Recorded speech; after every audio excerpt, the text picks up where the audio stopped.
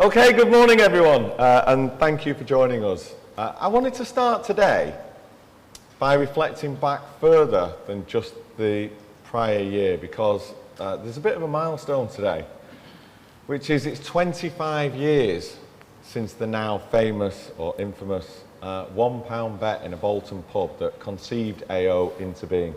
It's been a fantastic journey of innovation and investment, resilience and rejuvenation, hard work, and a lot of heroism through that. We've come a long way, and there's definitely still a lot more to do. But we really are just only getting started. And personally, I have never been more excited about our business. Today we have operations spanning retail, warehousing, logistics, recycling, circularity and insurance.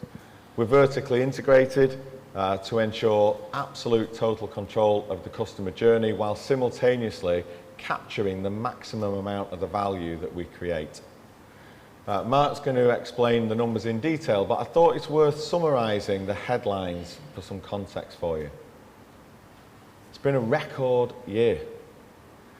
Like-for-like group turnover is 1.1 billion and profit before tax is above the top end of the range at 45.2, up 32% year on year and growing faster than revenue on a comparable basis. We began this financial year with a commitment to grow our B2C retail sales by over 10%, so I'm delighted to report that the team have delivered over 12%. And it's all the clearest possible proof that our model is working and these profits are converting as expected to free cash flow. All of this was achieved alongside stepping up our relentless commitment to amazing service. And consequently, we are now the #1 rated company at scale in the world across all categories on Trustpilot. And so that's across over 750,000 reviews at an average rating at over 4.9 out of 5. And I'll return to the significance of that later. But first, I wanted to remind you of the model that we've been building for the last 5 years and the scale of the opportunity that we are playing for. In 2014, when we did our IPO, we were an MDA-only retailer. One of the key reasons for the IPO was to raise the funding to facilitate our capability to broaden our proposition into other categories. And there have been many challenges that we have underestimated on that journey, and many eggs before chickens. But I thought it was worth bringing a few to life. Ranging. Simply getting the supply of product from brands like Apple, Shark and Dyson on a direct basis when you have no obvious right to win and no compelling point of difference is not easy. You also have no scale or corresponding volume to offer. As examples, it took us over 5 years to get access to the full range of Samsung TV products and 7 years to get a direct account with Apple. Pricing. Even if brands are willing to supply product, you won't immediately get the terms to enable you to compete profitably. And in truth, nor should you. Fulfillment. When you don't have any scale, massive capex into automated warehousing doesn't make sense. So all processes are manual and therefore expensive. This means that broadly, once you step out of premium and into the volume segments, you lose money on most orders that you fulfill. As a right to win. The most important thing here is our right to win with customers, and the truth is that we didn't really have one, other than of course for uber loyal AO customers. Our key differentiator in two-man home delivery doesn't transfer when delivering toasters. Competitors. Even without a right to win, and no price, range or convenience difference, it's going to be tough when the competitor set now includes Amazon and of course the brands themselves on top of our normal competitors. Marketing therefore is incredibly expensive as well, because to drive web traffic for categories that we are not top of mind for means that we're competing on terms like, let's say, I don't know, Dyson vacuum cleaner. You're competing with, well, Dyson themselves or Amazon and one of their 15 million Prime customers. So the summary of all that is that it's been very hard yards. It's been expensive and it's required patience and investment. So getting to 1% total market share is always going to be the hardest because you have to fix all these things simultaneously. Nothing great though was ever achieved with easy, and the prize is huge. The total addressable market for us across all categories in which we play and have a meaningful presence is now about 28 billion. So you can see here on this slide that we've now crossed that magic 1% threshold in all key categories. And it might not sound like a massive business, but 1% of 10 billion is a decent start. All big companies start as small ones, and all journeys begin with first steps. Those journeys don't always come with a map, and the winners often get referred to as a 10-year overnight success story. And it's 11 years since our IPO. I realise we have not shone a light on category breakdown so far, and we don't plan to for clarity going forward. But I wanted to bring to light with these slides the progress that we have actually made in the background. Understanding how we have done this and why we have the confidence in the flywheel that we have and the way that we've been building it is crucial. So we've created an animation to explain how it all comes together and how it all drives the flywheel. And hopefully that'll shed some light on the confidence that we have in future performance and critically our right to win against the backdrop of the challenges that I've just set out that we've navigated. Mark will then take you through the numbers for last year, and I'll return to take you through in more detail the rationale on our right to win in this £28 billion opportunity. So we'll play the animation. I hope you find it useful. Everything is built on a foundation of brilliant retail basics. These are the fundamental hygiene factors that determine why a customer should choose to shop with AO. We need to obsess about being brilliant on all these metrics and be forever resetting our bar and our ambition for just how good we can be. A customer's shopping journey begins with us helping them to make sure they buy the right product. So we need to make sure we can offer awesome advice and help in whatever form, whether that's through a website journey, our video content to explain products, or good old-fashioned personal help on the phone.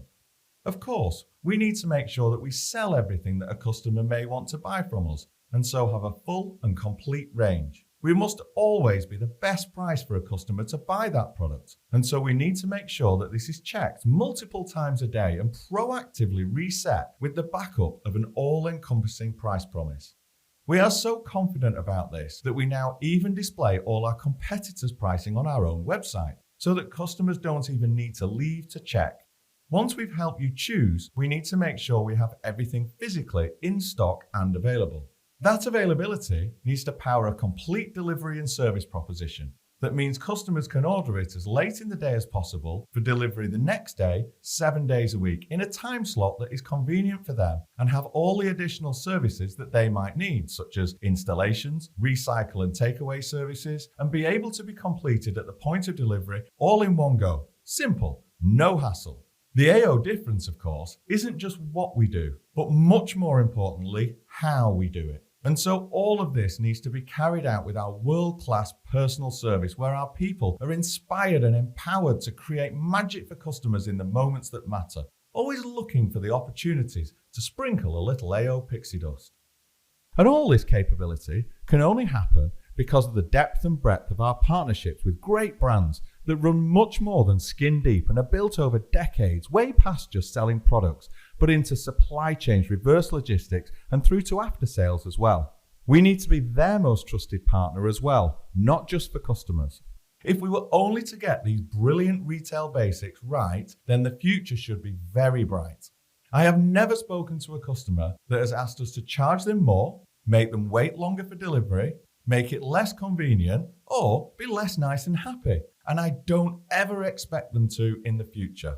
I've also never met a customer who wants us to care less about the environment. This gives us a mandate for projects like creating new fridges from the materials we have recycled from old ones and scaling musicMagpie's expertise in refurbished tech into AO. We can therefore invest in all these areas forever with deep conviction, and we also expect the physical products, well, to stay physical for the foreseeable future.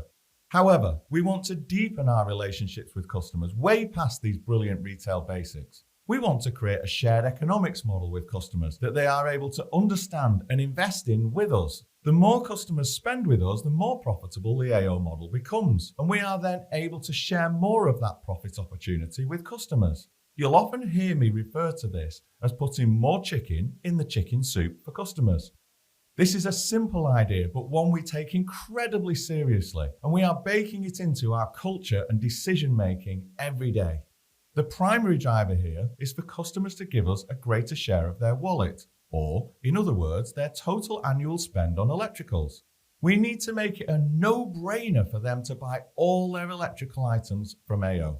This gives our operating model more operational gearing, or in more simple terms, it means that as we grow, our overhead becomes a smaller percentage of our sales, which means we are more profitable.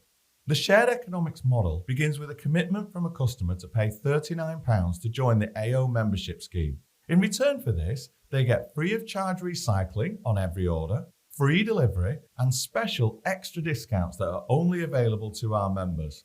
Critically, and just for clarity, the normal website price will always be the best price in the market. The member prices are therefore naturally lower than available anywhere.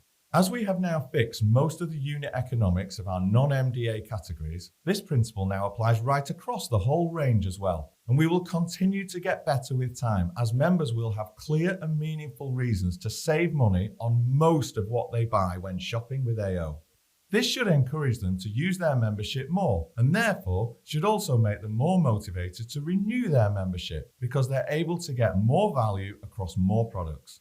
This is what we think of as the economic chicken, and we keep buying it to make that soup taste even better.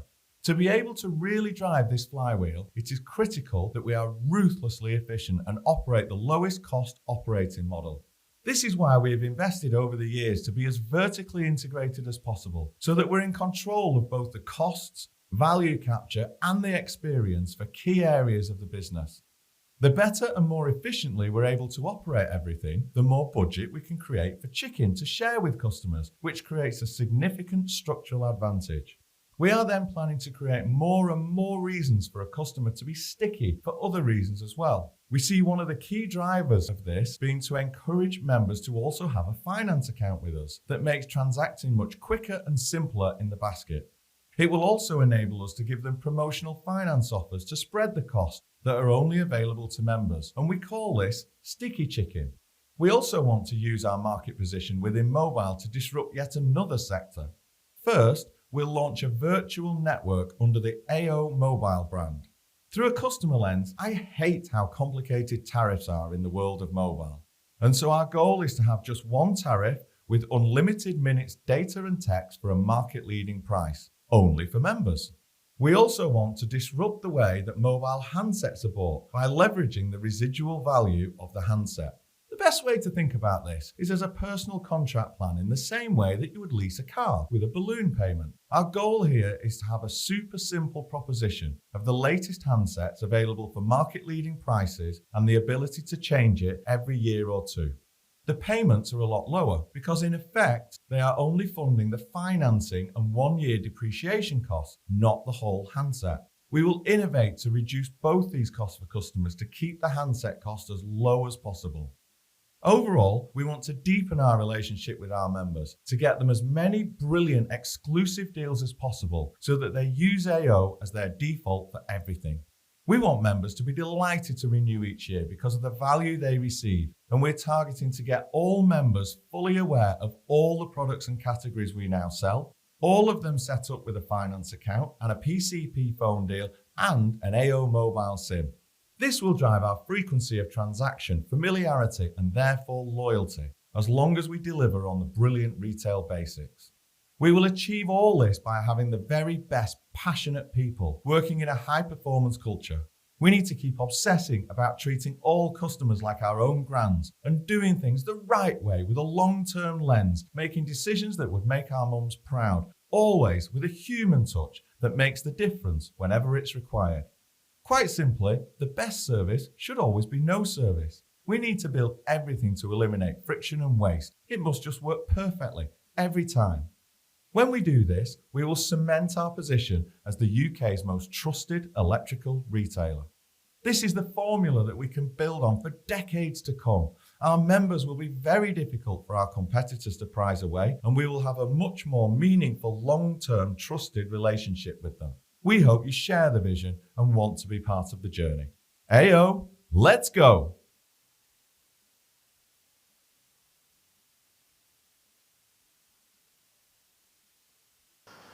So just to start, we obviously bought musicMagpie just before the end of the financial period, and all of our previous guidance and communication with the market was on numbers that excluded the impact of that acquisition. So today, our announcement consolidates their results into the group, but for this presentation, we'll also discuss some numbers excluding musicMagpie using the phrase like for like.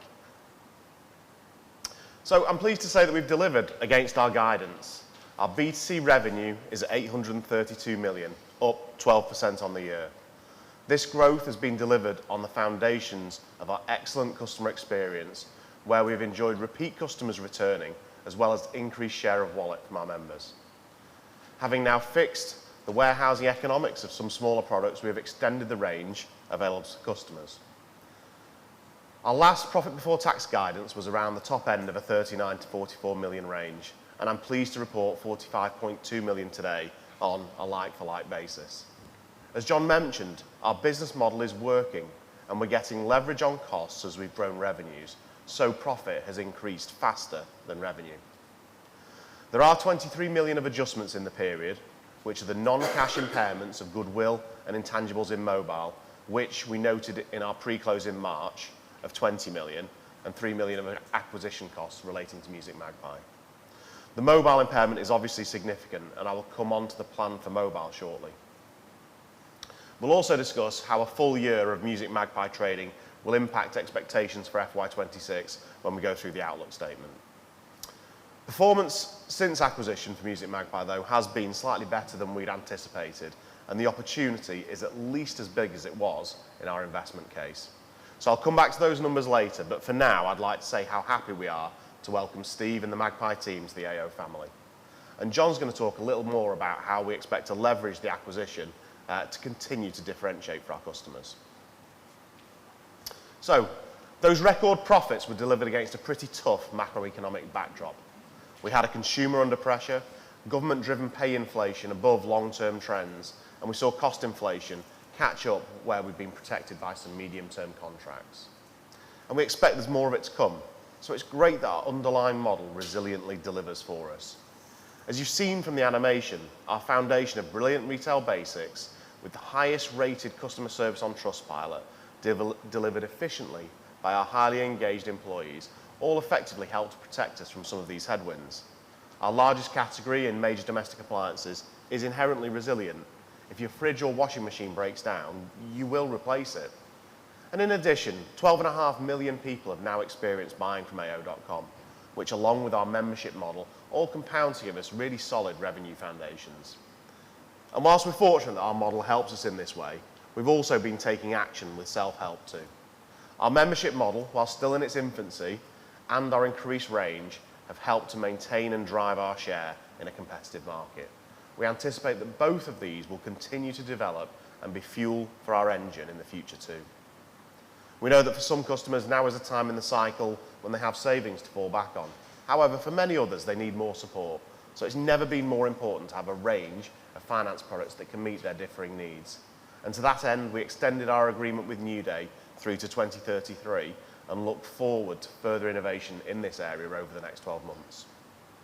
The acquisition of musicMagpie will help customers afford new products as trade-in lowers the overall effective price they have to pay. And we think in time this will provide a real win-win for both businesses. Changes in government legislation and policy, which have led to increased employment costs, have encouraged us to revisit our employment strategy. The first offshore call centre agents went live in South Africa in the year, and it's imperative that we continue, though, to deliver amazing service, which is so key to our reputation. So knowing this, and knowing that this structure could compromise that customer experience, it's been great to see the culture form over there and the enthusiasm in the team that we've recruited. So we'll continue to look for offshoring or automation opportunities as we move forward, and making the model more efficient will help us to provide even more value to our members. And lastly, product confidence and security is very important to a lot of our customers. And our AO Care product, which has been provided by Domestic & General since 2007, does just that. With an excellent reputation for dealing with any product issues that arise, a real no-fuss service, I was delighted to renew our partnership in the year until 2033. Okay, so we've faced a year of challenge in our mobile business, and whilst we thought the renegotiation of contracts with the network operators had fixed the problems, the reality has been that the continued reduction in the post-pay channel, where MPD, affordable mobiles and buy mobiles operate, has resulted in continued losses in FY25. We have made some tactical progress, becoming the handset supplier for Lebara, and also entered into an agreement with Samsung to provide customers buying handsets on the Samsung website a bundled airtime contract. This progress, however, has not been enough to offset changes in consumer demand, and these graphs show the market evolution over the last few years of both new contracts and upgrades, and then the shift to SIM-free. The shrinking market not only directly affects revenue, but also puts pressure on margins and acquisition costs as competitors fight for share. So the financial result this year, the direction of travel of the market, and the uncertainty over our model means that we have assessed the carrying value of goodwill and certain of the intangible assets. These impairments, given the non-cash and one-off nature, have been included in adjustments in the income statement.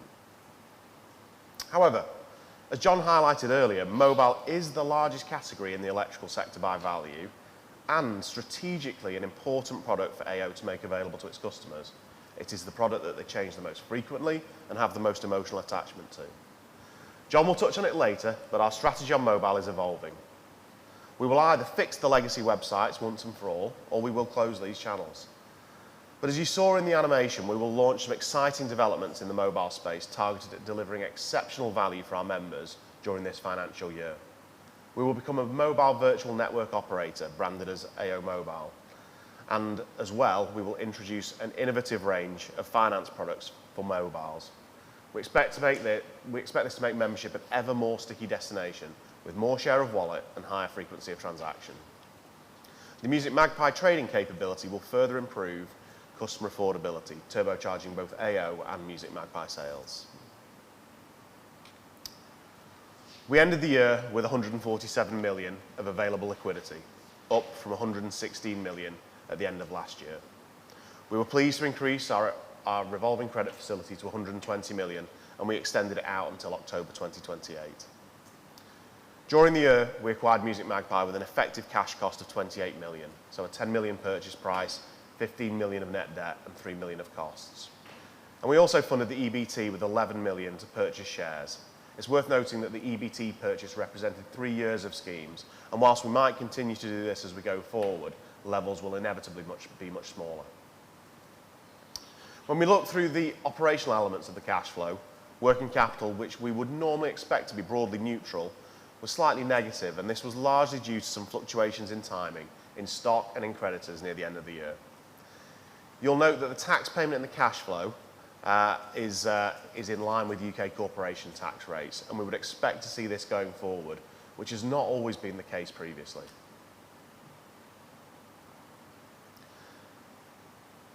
Our approach to obtaining delivery vehicles has also changed over the last 12 months. In the commercial vehicle sector, historically, deeper discounts were available to lease companies than to end users.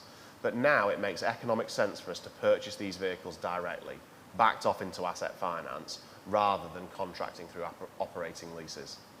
We will therefore see, over the next few years, a change in the categorisation of these assets, which results in a better long-term economic outcome for AO. And the 9 million in capex during the period principally related to delivery vehicles and logistics, as I've just described.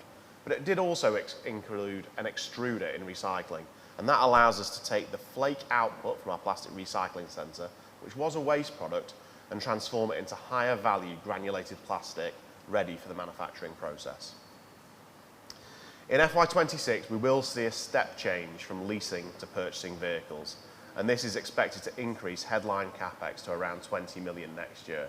Those purchases, though, will be backed off into asset financing, resulting in a minimal impact in free cash flow in the year. We will, however, see a contrasting reduction in lease payments phased in as we move forward. So whilst we've got a medium expectation of tailwinds, we haven't modelled that into our guidance. What we have got in there is the cost that we know about and the output of our old-fashioned self-help. So as we look forward to our expectations for FY26, we ended FY25 with our like-for-like record of 45.2 million of profit. And from that, we need to take the run rate of musicMagpie and the impact of the Labour budget and the changes to national minimum wage. And that gets us to an exit run rate of about 31 million.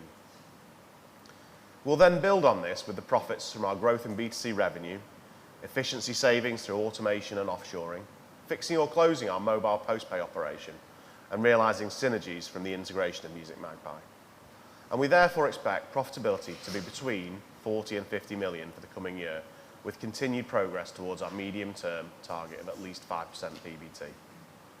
It's worth noting the labour cost increases will impact from day one, but some of the efficiencies and innovations won't benefit until H2. So the distribution of profit may be phased slightly differently than it was in FY25. So on that positive note, I will hand you back to John.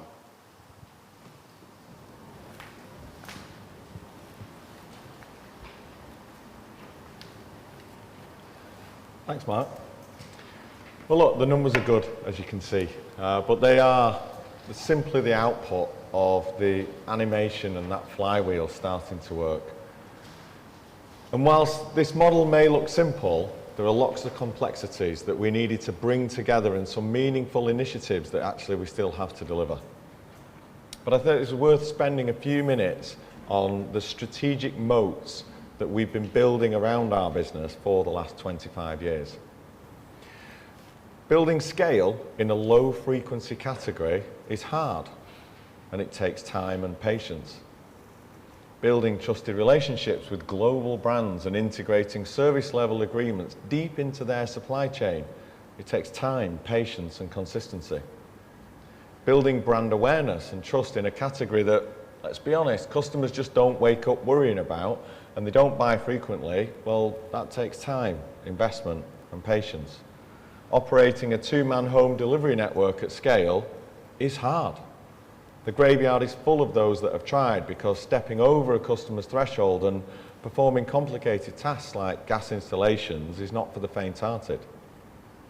Our customers must be in when we deliver, and so delivering in the time window is critical, and the impact on people's lives of not having a working washer, TV or fridge freezer is immense. So to do all this at scale, at the level of profitability we do, to the globally leading standard of 4.9 out of 5 on Trustpilot, on over 750,000 reviews, is, I believe, a big moat that has required a lot of time, investment and patience to dig. We often take this for granted, but we really shouldn't. Internally, we're doubling down on how we raise the bar again from here. And our membership model is resonating with customers, and we are deepening our relationships with those customers. You might not be surprised that building the membership model has taken a lot of time, investment and patience to get to here, and we're really happy with how it's developing. You don't build a finance book with over 500,000 customers with just under £1 billion of available to spend in 5 minutes either, and the acquisition of that takes time, patience and investment. We invented AO Care as a new way to look after your products back in 2007. As ever, inventing new things, honing the proposition and making sure it's amazing for customers takes, guess what? Time, patience. You're probably getting the picture, right? We now have over 1 million customers paying us a monthly direct debit for that AO Care service that they love. Members repeat more. They give us more share of wallet. Repeat customers cost less in acquisition, and they're more likely to buy products that we recommend and they will also shop across categories. In the last year, we've also attracted another 650,000 brand new customers into our base, which is more fuel as well for our future flywheel. And as I said earlier, we've also fixed the unit economics in the new and non-MDA categories, whereby virtually all orders are now margin accretive compared to the first 5 years of that journey when they were margin dilutive as we built scale, reputation and credibility, as I highlighted earlier. We are now through the magic 1% share threshold in all of those key categories.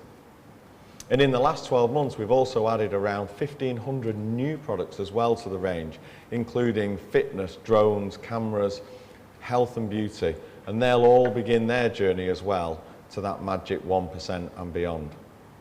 Fundamentally, we have built a right to win. Our gap now is simply one of education and making customers aware that we sell these new categories with a better price and proposition than our competitors. It'll take time, but we can do this very cost effectively by marketing directly to our own base, and it is working. Add all of these together and we are driving more and investing less, which means that we have great momentum now in the business and we are fast approaching our medium-term target of 5% of PBT.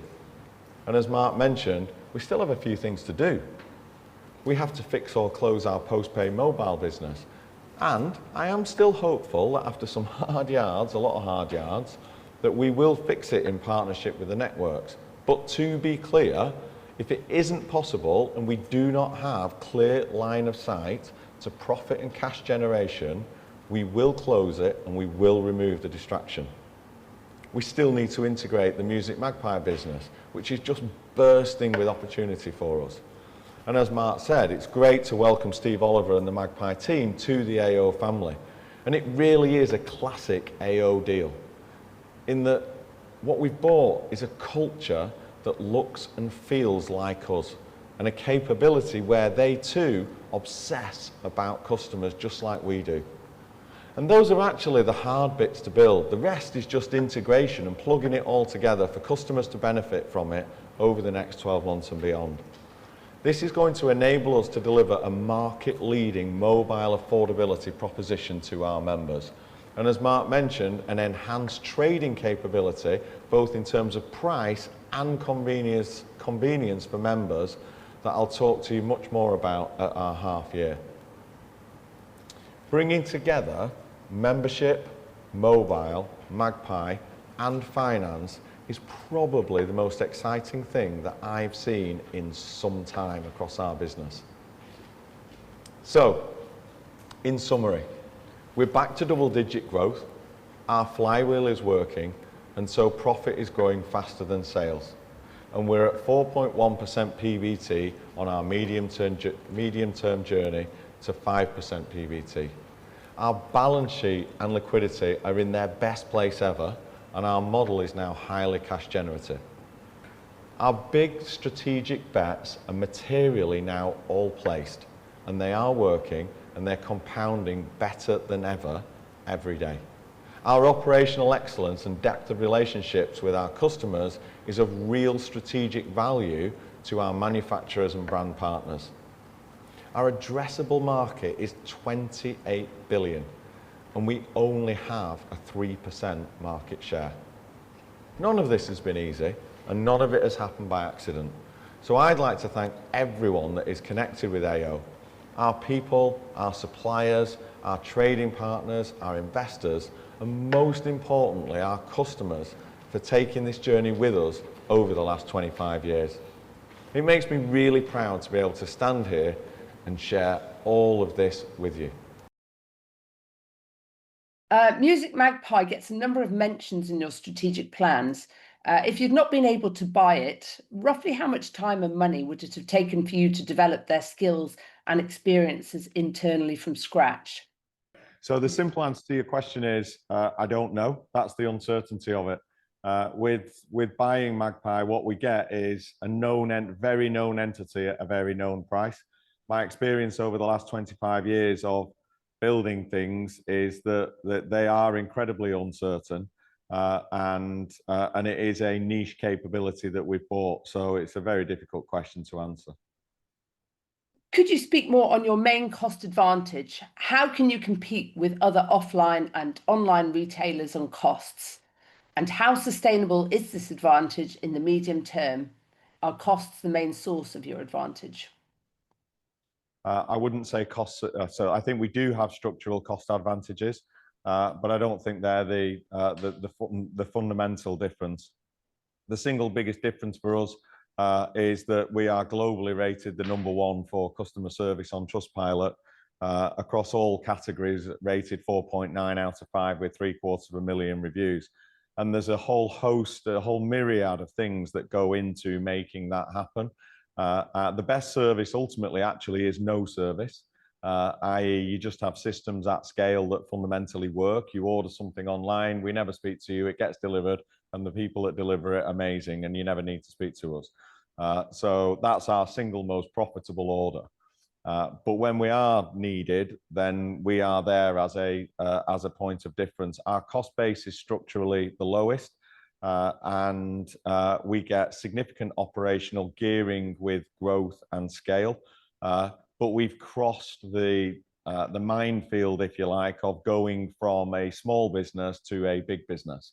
And that is an expensive and difficult journey to go across. Do you want to add anything to that, Mark? No, I mean, I think, our structural advantage, John says, is about getting it right first time and delivering excellently for customers. And actually, the amount of cost that saves us overall, is one of our points of difference that allows us to invest back into the customer proposition, particularly for members. And so, I think that's our real point of difference. You've seen impressive growth of 12% in retail sales. Do you think you're gaining market share from any competitor in particular, or from across the market generally? I think from across the market generally. We don't target particularly any specific competitor. We're just getting the reward of having served a lot of people very well over a long period of time. And we called out that I think it's about 60% of our business is repeat business. And so again, you go back to your last question on structural costs. Those customers are a lot cheaper to acquire than new customers, albeit we did put 650,000 new customers in as well. So it's across the piece, and we have growth pretty much across all categories as well. Okay, thanks. How do you feel the consumer is holding up following the autumn budget and inflationary consequences? Are you seeing any changes in consumer behaviour, such as trading up or down over the past 6 to 12 months? I don't think I'd call out anything materially different. The overall market in volume terms is down. We're at sort of 10 to 15-year lows in the market of actual numbers of products sold into the market. But from our point of view, Mark called it out in his presentation that, it's incredibly resilient. The vast majority of what we sell is a distressed purchase. If your fridge freezer breaks, you will buy a new one. If you look at average saving rates of the consumer, they're at about double the long-term average, something like Agreed. that. So if you like, the firepower to spend when the need exists is absolutely firmly there. But I think it is much more a question of need, and that's why the saving rates are where they are, rather than more project-based purchases like a new fitted kitchen or projects and moving home and those kind of things. So that's a fundamental part of the core resilience of our model. Yeah, and we fundamentally see that a shift in consumer confidence, there is cash there to unlock and to spend. And so, medium term, we think there should be some tailwinds that bring the category back out of 20-year cyclical lows. And we're optimistic about what that can be. We don't know when the timing is, but we do know there are some tailwinds to help us. I'd phrase it as plan for the worst and hope for the best. You've won market share in smaller consumer electronics, which are big markets with several competitors. How are you going about educating your customers and potential customers on AO's product range? The key answer to that is talking to our existing customer base, and over time we create the education. We are also mailing out old-fashioned brochures to our customer base. So we mail whatever, about 1 million every 8 or 12 weeks, something like that, out to the customer base. And it'll just take time, but it is definitely getting traction. And we're now through, I set the goal of internal goal, not a public goal, of getting through 1% total market share. And we are now through 1% of total market share in all those categories. And the first 1% is by far the hardest of all the points of market share that you take. And if you look at TVs as an example of the category, if you like, that we've been in properly for the longest, then, you know, we're through 3% in that. But then you look at MDA, that obviously is our heritage, and we're at 16 or 17% market share.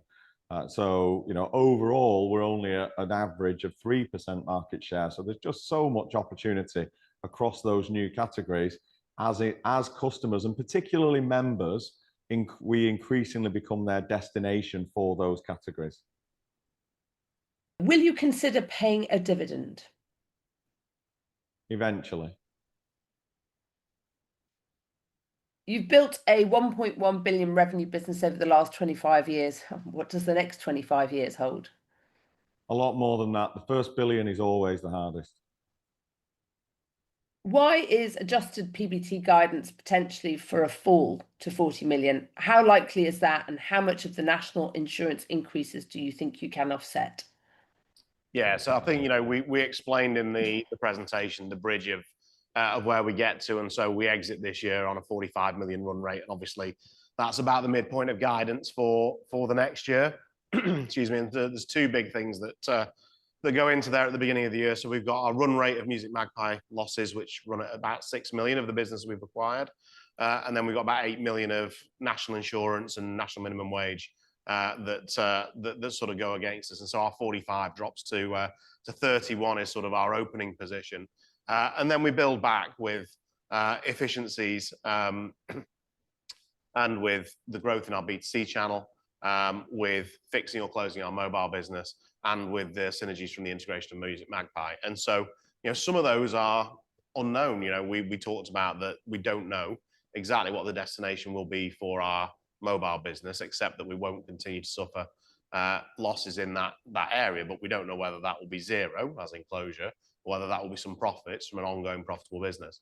So there are a number of things that we don't know today. We don't know exactly how the market will react. We don't know how some of our trials with offshoring will eventually pan out through the year, and whether we will be able to deliver the quality that we need to and expect to deliver. So there are a number of unknowns, and that's why there's a range of outcomes. And the midpoint being flat year on year is, okay, there's two big headwinds that we've got from government and from Magpie in terms of that profit number, and a bunch of actions to overcome them. How confident are you in reaching a 5% PBT margin? Totally. Yeah. Okay. Can you talk about the potential for offshoring? Yeah, so there's naturally, you know, Mark's just touched on it. It is an opportunity for us. The first and biggest box that we need to tick is, can we deliver at least the same standard of service and culture that we have in the UK? And so if we get through that gate, then there's significant opportunity for cost savings within that. But we will not in any way just do it blindly to save the money. We have to absolutely prove that we can do it in the AO way, which is what we are working through at the minute. I am very encouraged. I'm also super encouraged by the engagement we have from our business in the UK, of people that are going over and, you know, teaching people the AO way of doing things. You know, we also, you know, the day that we say, right, we've proved we can do this, that doesn't mean we close all UK operations and lift and shift everything over there. We would see ourselves firmly running this as a dual operation, and so there would be some savings, but we don't see, you know, there's not wholesale redundancies in the UK. You know, we've spent years, you know, we've got really good lengths of service and low churn in our call centres. and that's at the heart of how we serve customers. So we will not jeopardize the service, but assuming we can replicate it, there will be meaningful savings in the millions. But it has to be service orientated. The projected operating cash in the next 12 months, and do you have any capex or acquisitions planned? So we don't have any acquisitions planned as we sit here today, but from a capex point of view, again, I went through that in the presentation, and we do expect to see an increased level of capex as we shift the way that we acquire vehicles. But from a free cash flow point of view, it actually doesn't make any difference. We'll put some asset finance into place to back off into those vehicles. So it does mean a higher capex number, but doesn't affect free cash flow. The mobile market seems very challenging. How long do you plan to give the turnaround before deciding on another solution for the business? Weeks, not months. So that might be, we will make a decision within weeks. And so that might then be, if we were to close it, it wouldn't be an immediate close, I wouldn't expect. We've got stock holdings that we need to wind out. We've got agreements that we need to get through with the networks. And so it'd be an orderly close, done in the right way, as you would expect us to. And a lot of people are affected. So it's not a decision that we will take lightly. I can't reiterate enough that I am still hopeful that we can fix this. This is an important channel of new business for the networks. And 3, Voda and O2 are important trading partners for us. It is flagging today that if that isn't possible and we do not have a clear line of sight to profitability and cash generation, then we will close it. Closing it is not our preferred route. It's just a reality that we wanted to signpost. Well, thank you to both of you for joining us and to our audience. And as a reminder, if you do want to see forecasts, you can find the full note on our website. But otherwise, I wish the rest of you a good rest of your day, and to you, gentlemen, thank you. Thanks, Hannah. Thank you.